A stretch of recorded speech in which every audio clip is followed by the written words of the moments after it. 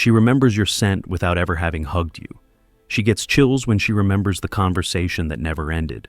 And she wonders in the middle of the shower, why the hell did you leave her with that feeling that there was something there? But it didn't happen. Most men believe that sexual tension is born from touch, from a stolen kiss, from one body pressing against another. But that's the end of the movie. The real tension starts much earlier. The moment you enter the room and she simply feels something change. It's not about saying something impactful or making a theatrical entrance.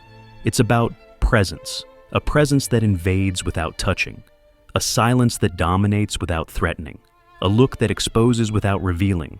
This is the invisible art of men who don't try. They just are. Most men run after the physical, the touch, the kiss, the bed.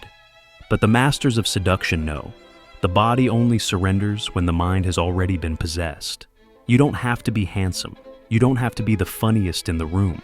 You don't even have to be the richest.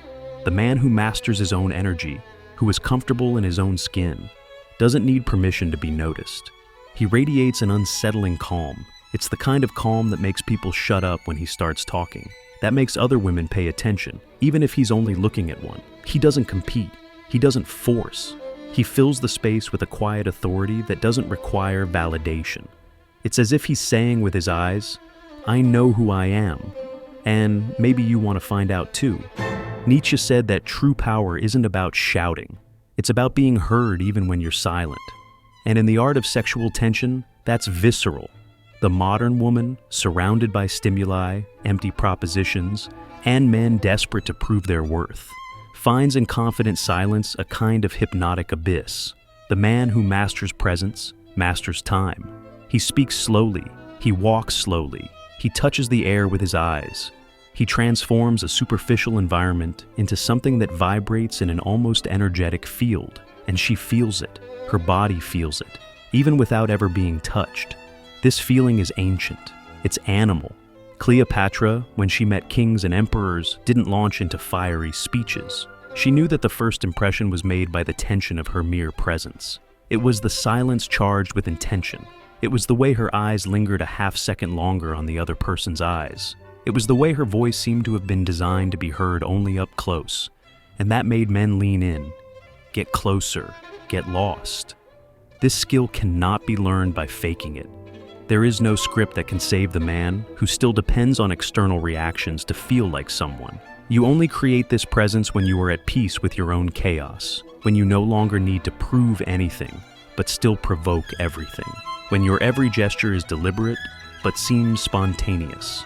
When you walk into a room and the atmosphere changes, not because you are dominant, but because you are not afraid to be seen. And here is the contradiction that the weak cannot bear.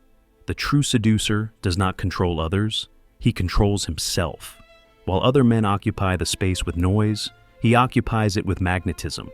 He doesn't need to talk about sex, he doesn't need to touch, because the simple fact of being there is already an unspoken invitation. He creates desire with absence, with suggestion, with the simple fact of being the only one who doesn't need permission to be noticed. But the most powerful thing about all this is that this presence, this invisible tension, can only be felt by those who are awake enough to perceive it.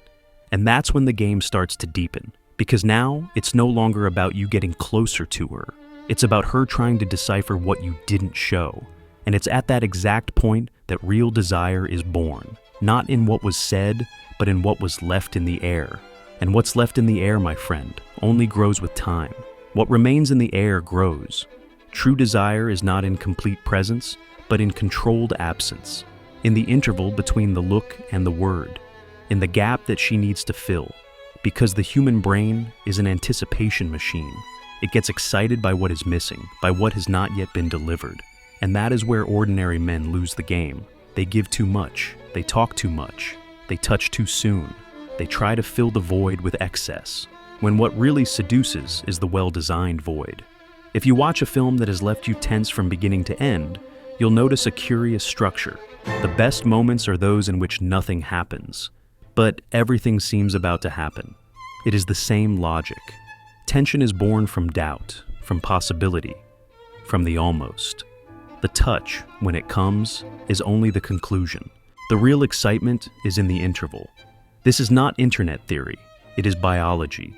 The brain releases dopamine, the neurotransmitter of pleasure, not when we receive the reward, but when we wait for it. This is what we call the reward anticipation theory. In other words, it's not the kiss that's addictive, it's the expectation of it. It's not the sex that's addictive, it's what comes before. And the man who masters this expectation dominates the woman without having to touch her. Imagine the following. You're talking to a woman. At a certain point, she says something provocative. The mistake of the week, responding immediately, explaining, fighting back. The master, on the other hand, pauses, smiles slightly, looks for a long time and says in a low voice, "Are you sure about what you're saying?" and changes the subject. What did he do there? He planted a doubt, an emotional echo. He elicited a reaction from her that won't close, and her brain naturally will try to complete the circuit. That's the secret. You don't create tension with conclusions. You create it with pauses, with spaces, with beginnings that won't close. A compliment that comes but stops halfway. A sentence that begins with, "You know what I noticed about you," and ends with a "never mind." This is a weapon of seduction in its raw form. You don't give in, you provoke. This is exactly what dark romance authors explore to perfection. The male character never gives in completely. He says little. He observes a lot. He makes the protagonist and the reader try to understand what's going on behind that heavy silence. The real man who understands this, who applies this, becomes a walking enigma. And female desire is born precisely in the conflict between wanting and not being able to. Think about it. If she's sure you like her, where's the mystery? If you throw yourself into it, explain yourself, give in. Where's the game? What keeps her interested is the space between what you show her and what she imagines. And what she imagines will always be more exciting than any truth. That's why your role is not to give her the answer. It's to build the enigma. Most men enter an interaction as if it were a sale. Let me show you my value. Look how interesting I am. Listen to me. Choose me. Accept me. And in this rush for validation, they sabotage themselves. Because in trying to show everything, they lose the only thing that could generate fascination. Ambiguity. A woman wants what challenges her, what intrigues her, what is not completely available, but also not absent. It is this in-between space that causes the emotional short circuit. It is the, "Why did he look at me like that and then change the subject?" It is the, "Why didn't he text me after that great night?" It is the, "Why didn't he touch me, even though it seemed like he wanted to?" These questions hammer away, and each question is a thread of tension, an invisible link being created between the two of you, a field where you exist even when absent, where your absence provokes more than the presence of others. This is not manipulation. This is art. It is rhythm. It is knowing how to balance exposure and withdrawal. It is understanding that seduction is not a direct attack. It is a game of shadows. And here comes an uncomfortable truth. The more you try to prove that you are the right guy, the less you are. Because the truly right man, the man of real value, is not there trying to convince. He is there, occupying his own space, breathing calmly, choosing what to say, and most importantly, what not to say. It is in this chosen silence, in this purposeful gap, that true desire is born. Tension does not need noise. It only needs absence in the right place at the right time. And when done well, this absence screams. She goes home thinking about you. She goes to sleep with your name stuck in her throat. She wakes up wondering what could have been. Because while other men give themselves up, you continue to be the mystery she wants to solve. And the mystery she wants to solve often begins with a single look. But not just any look. The kind that lasts half a second longer than expected. That doesn't blink. That says, "I see you," without needing a sound. The woman who encounters this look feels her body react before her mind processes it. Because this is not a social look, nor a casual look, nor a polite look. It is a look that carries intent, that explores, that challenges, that disarms. You have to understand. Most men look at a woman as if seeking approval, as if to say, "Do you like me?" The man who creates tension, on the other hand, looks as if he already knows the answer, and yet maintains the mystery. He doesn't rush. He doesn't lower his eyes. He doesn't smile out of obligation. His gaze is connected to her body, and her entire body transmits a single message. The voice is the second thread of this invisible chain, the voice that commands and invites at the same time, that has rhythm, that has weight, that seems to be in no hurry, as if it's used to being heard.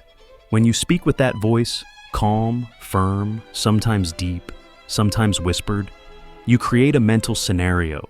The woman doesn't just hear what you say, she feels how you say it, and then she projects herself into that sound, imagining herself there, inside the scene you didn't describe, but suggested.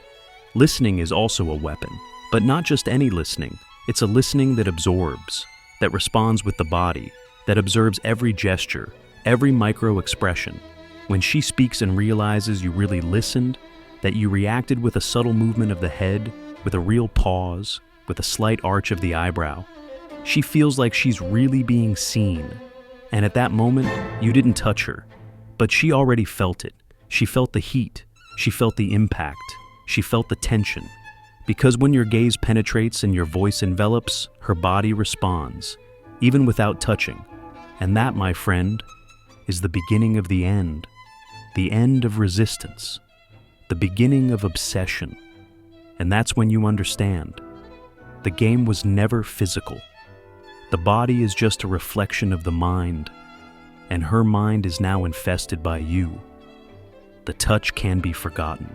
The spoken word can evaporate. But the planted idea, the unresolved desire, the unexplained look, the presence that was left hanging in the air, this idea sticks, ferments, dominates, and the more you retreat, the more it advances. The less you try, the more she tries to understand. Do you want to be this man? The one who provokes without invading, who excites without touching, who transmits without having to say so? Then understand once and for all. Sexual tension is not about being aggressive. It's about being magnetic. It's not about insisting. It's about attracting. It's not about what you say, but about what she feels when you're silent. Now, comment below, when was the moment you felt a woman desire you the most, without even touching her? And remember, while the weak try to convince with words, the masters seduce with presence. If this video sparked something in you, share, like, and spread the word. Because the game has changed.